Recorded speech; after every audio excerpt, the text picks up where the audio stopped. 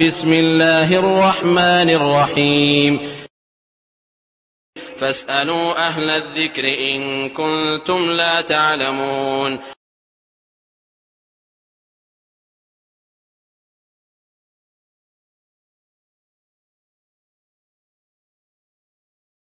আলহামদুলিল্লাহ ওয়াসসালাতু ওয়াসসালামু আলা রাসূলিল্লাহ। 616 ভাই প্রশ্ন করেছেন যে সমাজে অনেক অজানা লোক আছে যে তারা পূর্বে থেকে বেদাতি আলেমের সাথে প্রভাবিত হয়ে সেই আমলগুলো করে আসতেছে। তারা যদি মৃত্যুবরণ করে তাহলে তাদের কি শাস্তি হবে, না বেদাতি আলেমদের উপর সেই দোষগুলো গড়াবে? হ্যাঁ জি, ভালো একটি প্রশ্ন।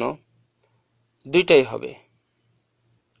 অর্থাৎ আল্লাহ রাব্বুল আলামিন মানুষকে শুধু সৃষ্টি করেছেন দুনিয়াতে এসে খাবে থাকবে, মানে স্ত্রী সন্তান নিয়ে বাড়ি গাড়ি করে অথবা না করে দুনিয়া থেকে চলে যাবে, এই দায়িত্ব দিয়ে আল্লাহ রাব্বুল আলামিন পাঠাননি, পাঠিয়েছিলেন ইবাদতের জন্য।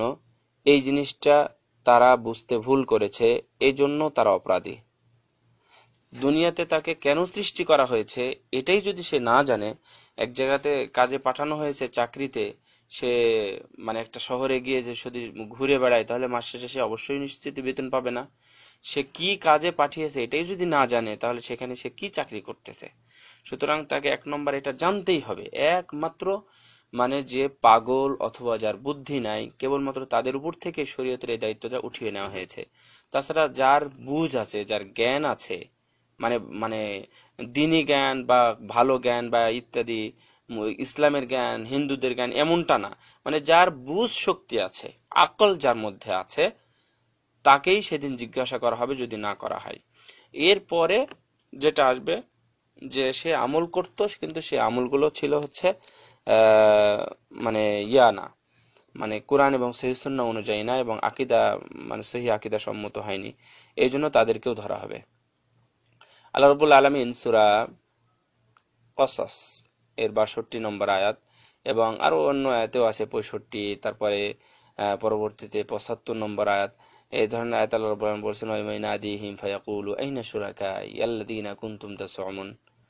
তাদেরকে সেদিন ডাকা হবে যে আইনা শুরাকাই, মানে তাদের শরীকগুলো কোথায়, যে কুনতুম তাসউমুন, যাদের তোমরা ধারণা করতে বা তারা তোমাদেরকে পার করবে, সেগুলো কোথায়? তো আমি তাদেরকে ফাইসালা দিচ্ছি না যে তারা জাহান্নামী হবে না জান্নাতি হবে, ফাইসালা আল্লাহর হাতে।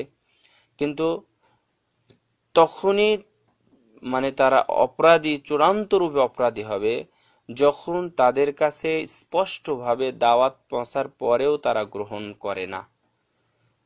সে ভুল করতেছে, আপনি তার কাছে গিয়ে দাওয়াত পৌঁছিয়ে দিলেন যে এটা বেদাত, এটা করা যাবে না, তারপরেও যদি করে তাহলে অবশ্যই তাকে ধরা খেতে হবে।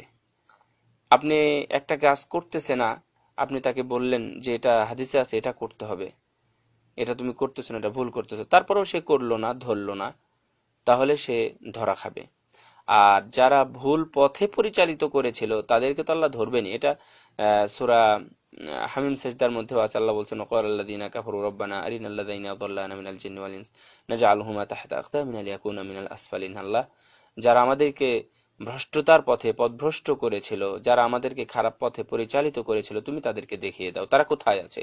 আমি তাদেরকে আজকে আমার পায়ের তলে পিষ্ট করে, পদপিষ্ট করে আমি জাহান্নামে যাব। অর্থাৎ জাহান্নামে যখন ফাইসালা হয়ে গেছে তখন তারা এভাবে মানে বলবে, এবং যাদের কথায় বা যাদের আচরণে অথবা যাদের পরিচালনায় তারা মানে ভিন্ন পথে সিরাতে মুস্তাকিম ছেড়ে অন্য পথে পরিচালিত হয়েছিল, সেদিন তাদেরকেও ছাড় দেওয়া হবে না। কোরআন এবং হাদিসের বাণী এটাই। সুতরাং সাবধান, জানতে হবে, এটাও হচ্ছে ফরজ।